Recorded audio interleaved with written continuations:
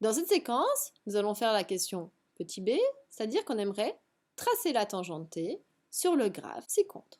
Donc faites une pause sur la vidéo, essayez de chercher tout seul et venez voir si vous avez juste. Donc la tangente, j'ai redonné son équation, c'était y égale 2x moins 4. Deux manières de faire. Soit vous savez tracer en utilisant coefficient directeur ordonné à l'origine, soit vous ne savez toujours pas ce que c'est. Et de toute façon, lorsqu'on veut tracer une courbe, on peut faire un tableau de valeurs. À vous de choisir votre démarche, mais en tout cas, il faut qu'à la fin, on ait la même chose. Du coup, on va utiliser les deux informations pour vous montrer encore comment ça fonctionne. Avec cette équation de droite, je peux donner la valeur du coefficient directeur et de l'ordonnée à l'origine. Donc moi, j'ai plutôt tendance à prendre y égale mx plus p comme référence de droite. Peut-être que dans vos cours, c'est y égale ax plus b. C'est la même chose, il faut juste qu'on se mette bien d'accord. Donc ici, la valeur de m, c'est-à-dire le coefficient directeur, donc c'est le nombre devant le x, eh bien pour nous c'est 2. Et puis il y a l'ordonnée à l'origine, c'est-à-dire le p. Donc pour nous, ce p, il vaudra moins 4. Si besoin, donc si vous ne savez pas faire ça, petit tableau de valeurs, on donne des valeurs à x, on récupère les valeurs de y.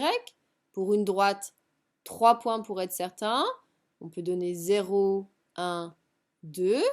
Donc l'image de 0, ça veut dire que chaque fois que je trouve mon x, je le remplace par la valeur que je veux lui donner. Donc 2 fois 0 moins 4, ça va faire pour le y moins 4. Si x vaut 1, ça fait 2 fois 1 moins 4, donc moins 2. Et si x vaut 2, ça fait 2 fois 2 moins 4, donc 0. Donc ici, je peux placer les points.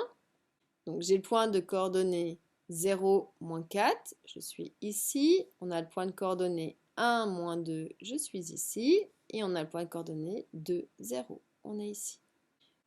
Donc voici la tangente T. On va vérifier différentes choses pour être sûr que notre dessin est juste. Déjà, forcément, si votre tangente ne touche pas votre courbe au point d'abscisse 1, il y a un problème, puisque c'est mon étude locale autour du point d'abscisse 1. Or, mon point d'abscisse 1, il est donc ici.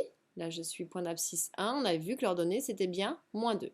Donc déjà, c'est mon étude locale autour de ce point-là. Je vois bien que ici, il y a correspondance entre ma tangente et ma courbe.